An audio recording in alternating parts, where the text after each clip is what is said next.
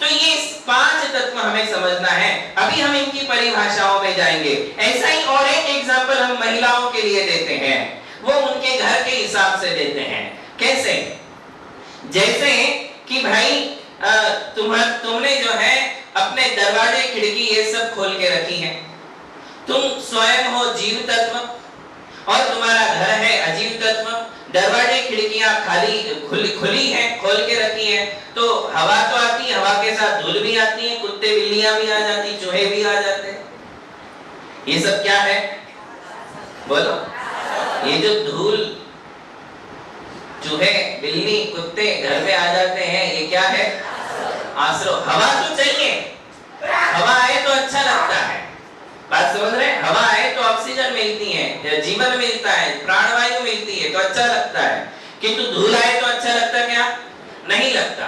तो किसे आने देना, किसे नहीं आने देना, ये अगली चर्चा है। किंतु आना आश्रव है, तो ये सब आ जाते हैं और वो धूल जो है फिर चिपक जाती है दीवारों पर, टीवी पर, सोफा सेट पर, टेबल पर, सब जगह वो धूल चिपक जाती है। ये क्या हो गया?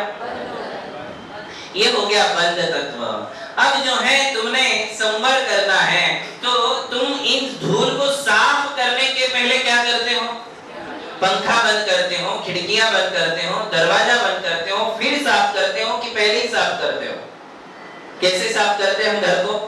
पंखा बंद करके, घर खिड़कियां और दरवाजे बंद करके धूल को साफ करते। ये जो तुमने खिड़कियां बंद की, दरवाजे बंद किए, इसको कौन सा तत्व कहेंगे? संवर तत्व। कि अभी नई धूल को पहले मत आने दो। वे लोग मूर्ख है जो दरवाजे खिड़कियां खोल करके कमरा साफ करते हैं, इधर साफ करते हैं, उधर से और धूल आती है। तो ये बंद करना पड़ेगा। इसे कौन सा तत्व कहेंगे? संवर तत्व कहेंगे, है ना। और फिर जैसे हम डिब्बे में चिवड़ा रखते हैं, लड्डू रखते हैं, नाश्ता रखते हैं, तो उसको पैक कर देते। क्यों पैक कर देते? हवा लगेगी तो खराब हो जाएगा, बराबर है ना। ऐसे ही दरवाजे खिड़कियां बंद कर दो। अब बंद करने से संवर, अब घर को साफ करो। एक एक कमरा करके पूरी कूड़ा कचरा इकट्ठा करो, धूल इकट्ठी करो, और फिर एक साथ, ये हो गई निर्जरा। सब कमरों में से आपने धूल अलग कर दी, थोड़ी थोड़ी करके, अब इकट्ठी करके एक साथ उसको बाहर कर दो, हो गया मोक्ष, बराबर है ना। ये एग्जाम्पल इसलिए दिए जाते, देखिए दृष्टांत देने की परंपरा बहुत प्राचीन है। आप समय सार पढ़ोगे, पढ़ना मत, समझ में नहीं आएगा, भटक जाओगे। किंतु समय सार ग्रंथ इतना आध्यात्मिक ग्रंथ माना जाता है, किंतु पदे पदे कुंदाचार्य ने दृष्टांत दी है। एग्जाम्पल देने से बात बिल्कुल सरल हो जाती है। यदि अपन मूल तत्वों की बातें करें और उसके लिए कोई एग्जाम्पल या उदाहरण नहीं देंगे, तो वो बात समझ में नहीं आती है, इसलिए दृष्टांत दिए जाते हैं। तो यहाँ हमने 5 तत्व सीख लिए हैं, आश्रव, बंध, संवर, निर्जरा और मोक्ष। अब हम आश्रव के विषय में विचार करेंगे कि आश्रव क्या है। उसकी पंक्तियां पढ़े। क्या है? जो सर जल आवत मोरी, त्यों आश्रव कर मन को, दर्वित जीव प्रदेश गहे, जब कुंगल पर मन को, भावित आश्रव भाव शुभाशुभ, निश दिन चेतन को, पाप पुण्य के दोनों करता कारण बंधन को। यहाँ भी एक एग्जाम्पल दिया, देखिए पहले ही लाइन देखिए, जो सर जल आवत मोरी, त्यों आश्रव कर मन को। कौन सा एग्जाम्पल? पुराने जमाने का एग्जाम्पल दे दिया। मोरी, जिसे तुम बाथरूम कहते हो, अभी मोरी होती थी ना पहले, क्या करते थे उसमें?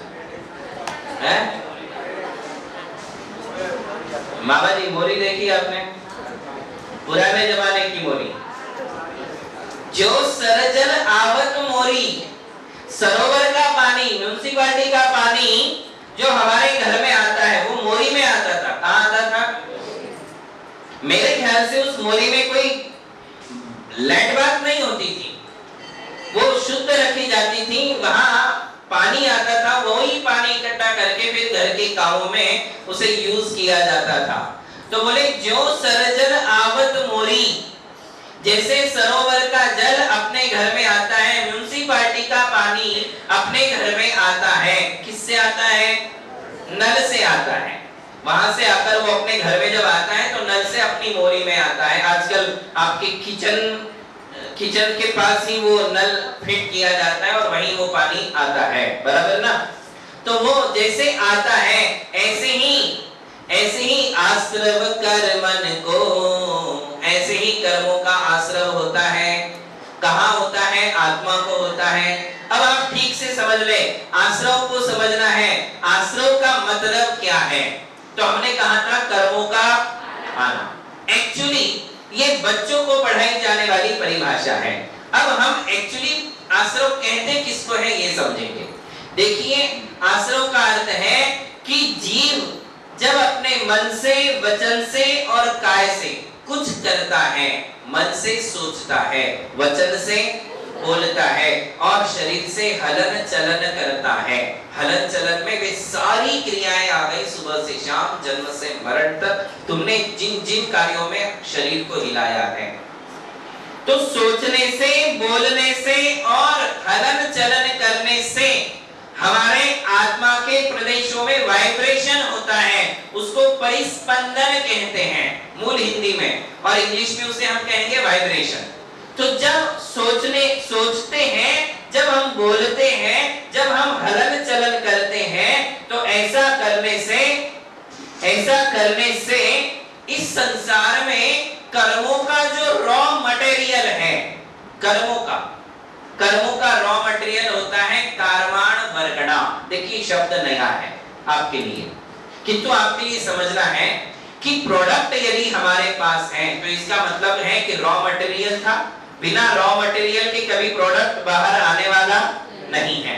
तो कर्मों को समझिए प्रोडक्ट। क्या समझिए? कर्म है प्रोडक्ट और उसका रॉ मटेरियल है कार्माण वर्गणा। क्या कहेंगे उसको? कहाँ है वो कार्माण वर्गणा? तो कहते हैं तीनों लोक में, आकाश में ठसाठस भरी हुई है। आप यदि 1 मिनट के लिए भी इधर उधर देखोगे तो चूक जाओगे और बात समझ में नहीं आएगी, क्योंकि ये ध्यान देकर सुनने लायक बात है, तभी यहाँ फिट बैठेगी। और एक बार से काम नहीं चलेगा, बार बार सुनना पड़ेगा, तो आश्रव समझ में आ जाएगा।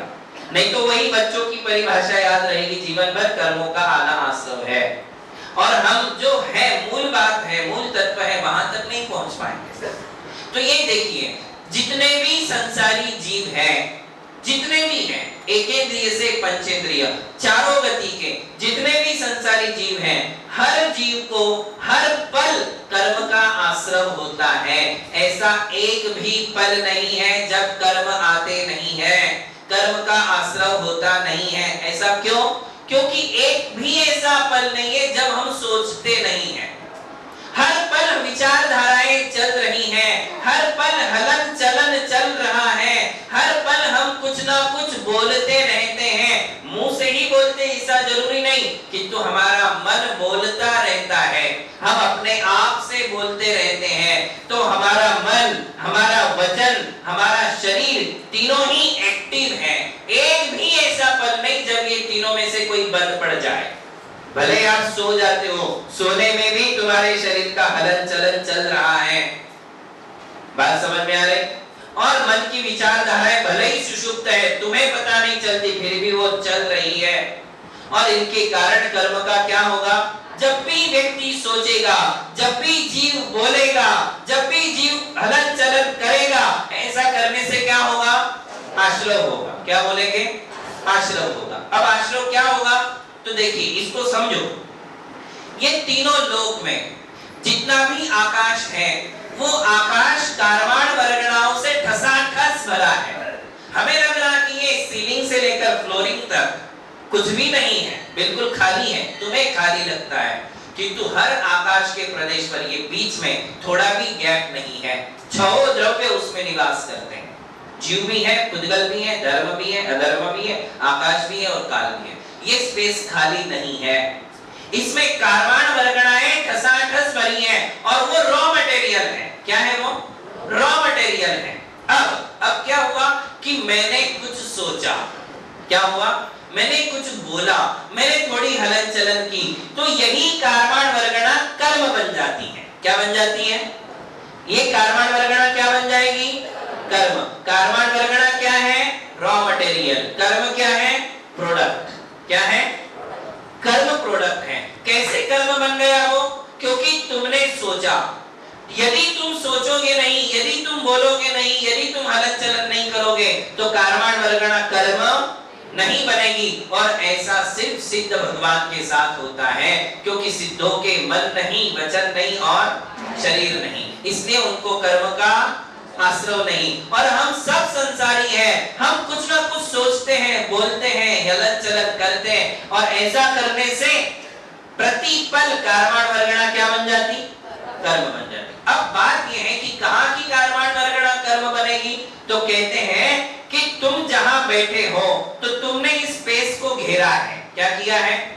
जितनी तुम्हारी हाइट है, बॉडी है, विड्थ है, लंबाई चौड़ाई है, वो तुम्हारे शरीर का जितना आकार है उतना तुमने आकाश को घेर के रखा है, बराबर?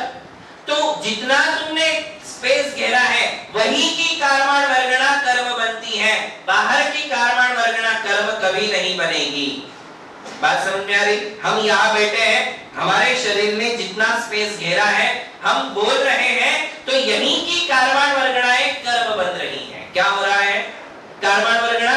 किंतु यहाँ स्पेस में मैं नहीं हूं, तो यहाँ की कार्माण वर्गणा मुझे कुछ भी काम नहीं आएगी।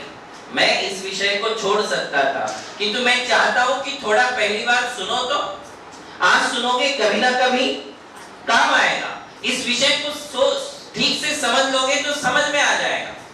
तो मैंने कहा कि हमारे शरीर में जितना स्पेस घेरा है वहीं की कार्माण वर्गणा कर्म बनती है, बाहर की नहीं। अब क्या होगा? जैसे एग्जांपल कि मैंने सोचा कि मुझे मंदिर जाना है। अभी तो मैं बैठा हूं, मैंने क्या सोचा? मुझे मंदिर जाना है। ऐसा तुमने सोचा। सोचने से क्या हुआ कि वो सोचने से कार्माण वर्गणा कर्म बन गई। सोचा, अब वो सोचा तुमने, अच्छा भला सोचा, बढ़िया सोचा, पुण्य का सोचा, इसलिए वो कार्माण वर्गणा कौन सा कर्म बनेगी? पुण्य कर्म। कर्मों के दो भेद कर दो, पुण्य कर्म और तुमने अच्छा सोचा, इसलिए तुम्हारे स्पेस में रहने वाली कार्माण वर्गणा कौन सा कर्म बन गई? पुण्य कर्म। एक बात और ध्यान रखो कि तुम्हारे स्पेस में जितनी कार्माण वर्गणाएं हैं वो सबकी सब कर्म बनने वाली अनंत अनंत कार्माण वर्गणाएं हैं। तुम जब यहाँ से उठकर चले जाओगे, अब क्या होगा? तुमने सोचा मंदिर जाना है और कार्माण वर्गणा क्या बन गई? कर्म बन गई। ये कर्म कौन से बन गई? वो पुण्य कर्म बन गई। ये कार्माण वर्गणा का कर्म बन जाना ही आश्रव है। बात समझ में आई? सिंपल बात। कार्माण वर्गणा का कर्म रूप से परिणमन हो जाना ही आश्रव है, और कर्म बनते ही साथ वो कर्म तुरंत आत्मा के साथ चिपक जाता है। इसे कहते हैं बंध। आश्रव और बंध, इन दोनों को समझना है। इसलिए पहले आश्रव को समझाया। बच्चों की परिभाषा में क्या बताया? कर्मों का आना। कितनी सिंपल परिभाषा है कि तुम मैच खाती है क्या? यहाँ तो आना जाना है ही नहीं। यहाँ क्या है? मेरे ही शरीर में जितना स्पेस घेरा है वही की कार्माण वर्गणा क्या बन गई? कर्म बन गई। और कर्म बनते ही साथ वो क्या हो गई? आत्मा से बंध नहीं, ये बंध तत्व है। अब क्या होगा? अब तुम इस अपनी इस जगह को छोड़कर दूसरे कमरे में चले गए। ये एक एग्जाम्पल है। हम तो दिन भर इधर उधर होते रहते हैं, किंतु एक एग्जाम्पल है। अभी तुमने ये जगह छोड़ी और तुम दूसरे कमरे में जाकर बैठ गए, तो क्या होगा? यहाँ बैठे थे तब तक जितनी कार्माण वर्गणाएं कर्म बन गए थे वो कर्म आत्मा से चिपक गए, और वो कर्म तुम्हारे साथ जाएंगे। और जो कार्माण वर्गणाएं कर्म नहीं बने वो जहां की तहां रह जाएगी। वो तुम्हारे साथ, रॉ मटेरियल तुम्हारे साथ नहीं जाएगा, वो जहां के तहां रह जाएगा। सिर्फ तुम्हारे साथ जाएगा तो कौन? प्रोडक्ट। कौन जाएगा? प्रोडक्ट। कार्माण वर्गणाएं वही जो नहीं बनी, जिनका आश्रम नहीं हुआ वो वही रह जाएगी, और जिनका आश्रम और बंध हो गया वो तुम्हारे साथ जाएगी। कब तक वो तुम्हारे साथ रहेगी? कब तक रहेगी? देखिए, अब इस विषय पर विचार करें। आश्रय हुआ, बंध हो गया, ये नियम है। ही होगा। ये बात ध्यान रखना, जो कर्माण वर्गणा कर्म बन गई वो कर्म तुम्हारे आत्मा से बंधेगा ही बंधेगा, वो तुम्हें छोड़ेगा। इसलिए आश्रव होगा तो बंध होगा ही होगा। अब बंद हो गया तो वो तुम्हारे आत्मा के साथ रहेगा। कितने दिन रहेगा? जब तक वो कर्म तुम्हें उसका फल नहीं चखा देगा तब तक वो तुम्हारे साथ रहेगा। तुमने सोचा था मंदिर जाना है, तुम मंदिर नहीं जा पाए, किंतु सोचने मात्र से जो पुण्य कर्म हो गया, अब वो पुण्य कर्म जब तक तुम्हें मीठा फल नहीं देगा तब तक वो जाने वाला। हम पुण्य की बात बता रहे हैं, ऐसे पाप का भी सोचिए, ऐसे पाप का भी सोचिए। सुबह से रात तक जितनी बार तुमने पाप के विचार किए, अशुभ विचार किए, संसार के विचार किए, गृहस्थी के विचार किए, व्यापार के विचार किए, कषायों के साथ जितने भी विचार किए, वे सारे विचारों से कौन से कर्म का आश्रय हुआ? कर्माण वर्गणाएं कौन सा कर्म बन गई? पाप कर्म बन गई। अब वो पाप कर्म तुम्हारी आत्मा के साथ कब तक बना रहेगा? जब तक वो अपना कड़वा फल तुम्हें देकर के नहीं जाएगा तब तक वो तुम्हारी आत्मा के साथ बंधा रहेगा।